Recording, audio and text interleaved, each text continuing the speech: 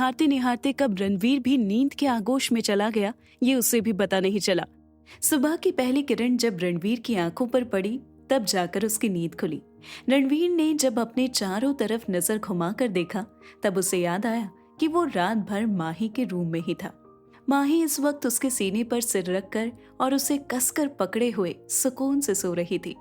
माही की गर्म सांसें रणवीर को अपने सीने पर महसूस हो रही थी और उसके सिल्की बाल चेहरे पर आ रहे थे।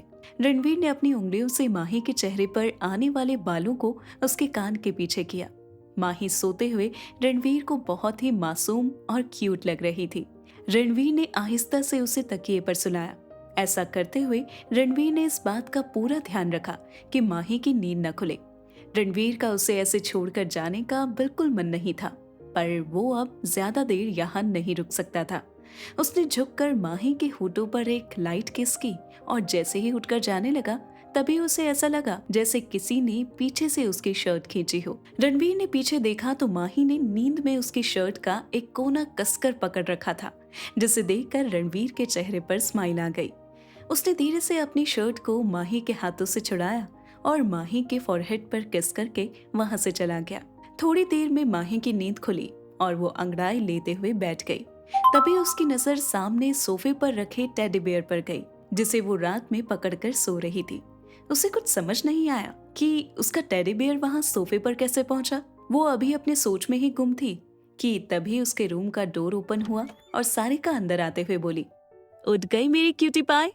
माही ने भी स्माइल करते हुए सारिका को गुड मॉर्निंग विश किया। फिर सारिका ने उसके फॉरहेड छूकर उसका फीवर चेक किया और फिर उसने एक चैन की सांस ली, क्योंकि अब माही का फीवर उतर चुका था। सारिका ने प्यार से पूछा, माही अब तुम्हारी तबीयत कैसी है? माही ने भी स्माइल करते हुए कहा, हाँ दी, मैं अब ठीक हूँ। सारिका ने कहा, चलो फिर जल्दी से रेडी होकर नीचे आ जाओ, हम सब तुम्हारा नाश्ते पर वेट कर रहे हैं।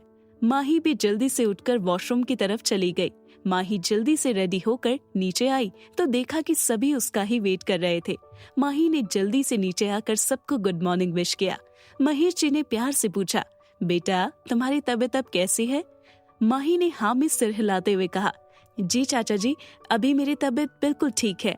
फिर निर्मला जी ने भी बड़े प्यार से माही के सिर पर हाथ फेरा और सब ने अपना ब्रेकफास्ट करना शुरू किया। तभी महेश जी ने कहा, माही तुम्हारे लिए गुड न्यूज है बच्चा।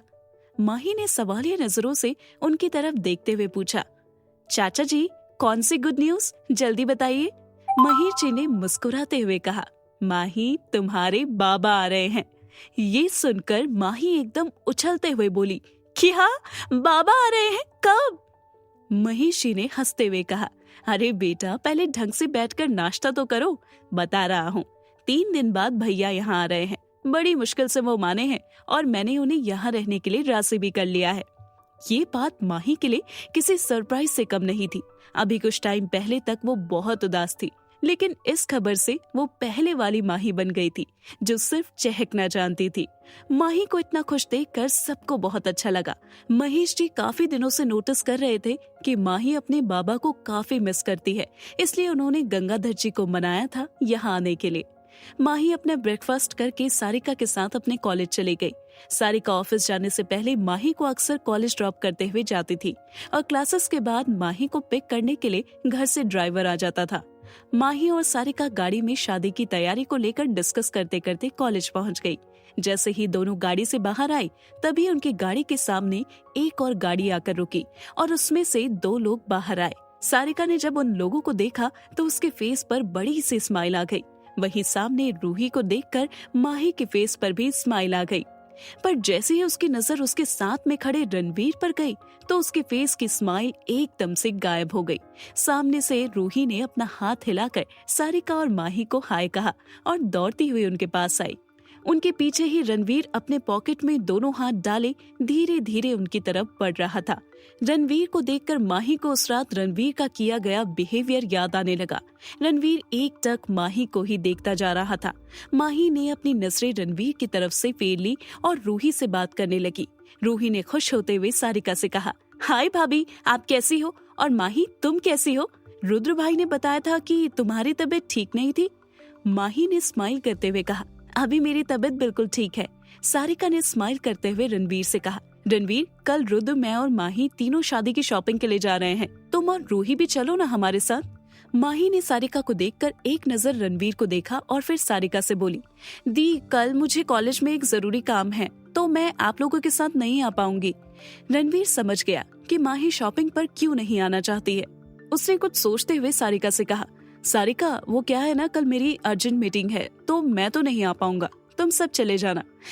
जब माही ने सुना कि रणवीर कल नहीं आने वाला है तो उसे मन ही मन तसल्ली मिली, क्योंकि उसने रणवीर की वजह से ही शॉपिंग पर जाने से मना किया था। उसने सारिका से कहा, दी, कोई बात नहीं, मैं कल टाइम निकाल कर आ जाऊंगी, थोड़ा सा काम है, मैं आज ही फिनिश कर लूंगी। माही की बात सुनकर रणवीर के चेहरे पर एक ना दिखने वाली मिस्टीरियस स्माइल आ गई। उसकी बात सुनकर सारिका ने उसे कंफ्यूजन से देखा, क्योंकि अभी वो मना कर रही थी और अभी चलने को बोल रही थी। सारिका ने कहा, माही, अगर तुम्हारा काम भी होता ना तो भी मैं तुम्हें अपने साथ लेकर जाती। मेरी शादी की शॉपिंग है और तुम नहीं आओगी, भला ऐसा कैसे हो सकता है? रूही ने कहा, हाँ भाभी, मैं भी आऊंगी भाई के साथ, हम सब एंजॉय करेंगे। माही, जो रणवीर की नजरों से थोड़ा अनकंफर्टेबल फील कर रही थी, उसने जल्दी से रूही से कहा, चलो रूही, क्लासेस शुरू होने वाली होंगी, हमें देर हो रही है। ये कहते हुए वो रूही का हाथ पकड़कर उसे लगभग खींचते हुए अपने साथ कॉलेज के अंदर ले गई। सारिका ने भी रणवीर को बाय कहा और अपनी गाड़ी में बैठकर निकल गई। रणवीर काफी देर तक माही को जाते हुए देखता रहा, फिर उसने अपनी आंखों पर गॉगल्स चढ़ाए और अपनी गाड़ी में बैठकर ऑफिस के लिए निकल गया। रणवीर जब अपने कैबिन में पहुंचा तब रुद्र वहीं सोफे पर बैठकर उसका वेट कर रहा है। रणवीर ने अंदर आते हुए अपनी गाड़ी की चाबी डेस्क पर रखी और अपनी चेयर पर बैठते हुए बोला, रुद्र, तुम यहाँ क्या कर रहे हो, कोई काम था क्या?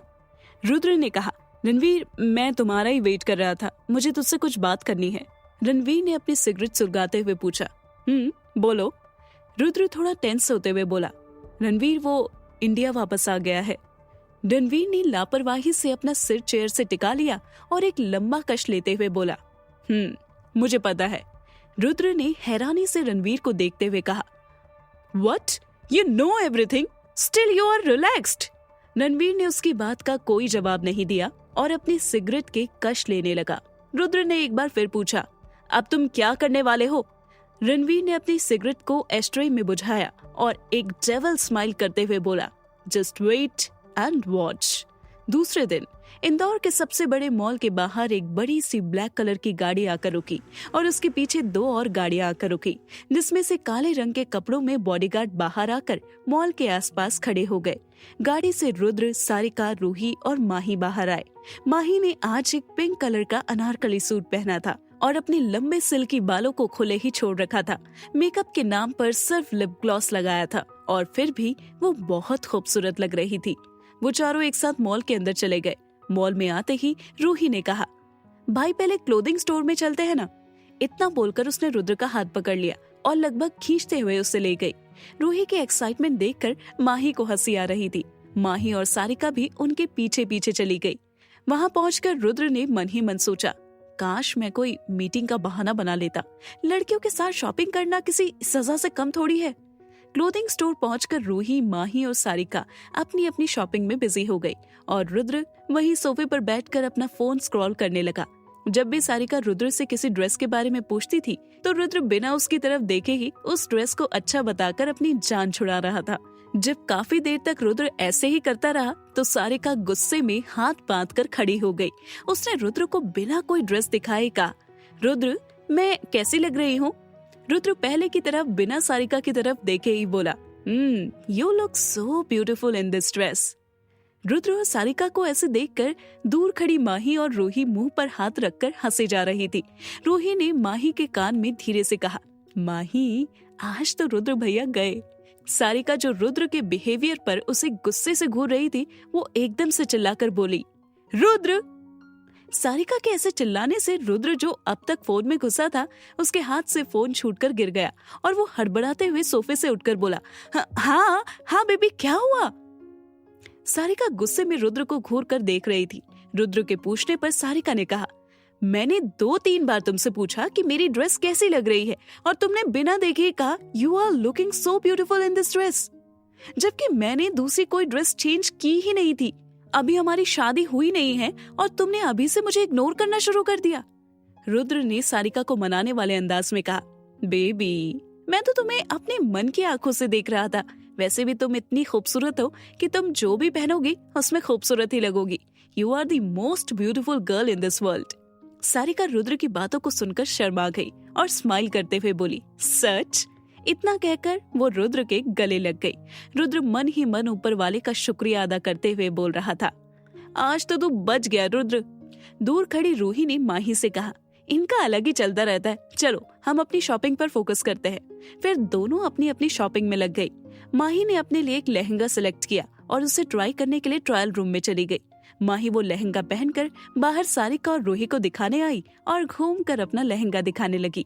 माही का गोरा रंग जो थोड़ा गुलाबी रंगत लिए हुए था, उस पर वो हरे रंग का लहंगा गजब लग रहा था।